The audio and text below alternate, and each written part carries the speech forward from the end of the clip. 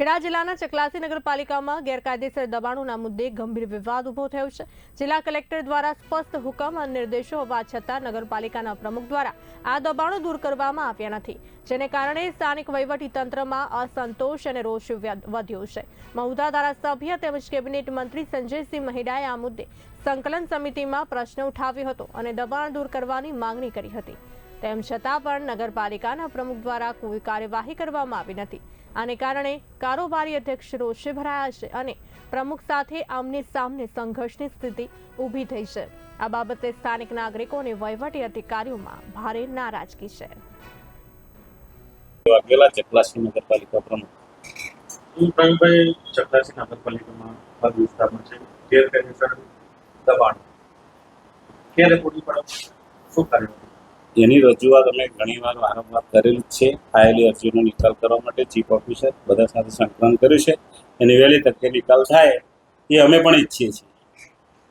ખાસ કરીને સંજયસિંહ મહેડા જે અત્યારે હાલ મિનિસ્ટર છે ગુજરાત રાજ્ય, એમના પણ સંકલનની અંદર આ પ્રશ્ન ઉભો થયો હતો અને કલેક્ટર દ્વારા પણ તેને બહાલી આપવામાં આવેલી છે અને હજુ આ બાબતે કોઈ કામ થયું નથી। તો આ કામ ક્યારે કરવામાં આવશે અને દબાણો ક્યારે દૂર કરશે?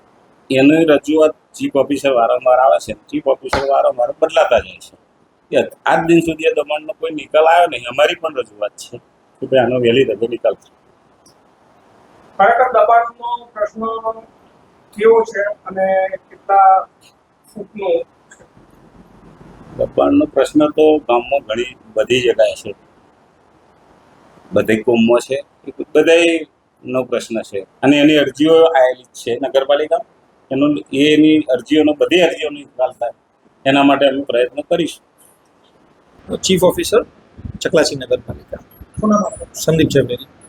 સંદીપ, વર્ષથી કલેક્ટર સાહેબનો હુકમ છે, તેમ છતાં પણ ચકલાસીમાં દબાણો નથી થતું, શું કારણ? જે દબાણો છે એમાં અવારનવાર લોકોની પણ રજૂઆતો આવે છે કે તહેવારો છે, એના કારણે આપણે પણ માનવતાની દ્રષ્ટિએ ને એ કરીએ છીએ, પણ હવે જે પણ દબાણ હશે એ ટૂંક સમયમાં દૂર થઈ જશે। Thank you.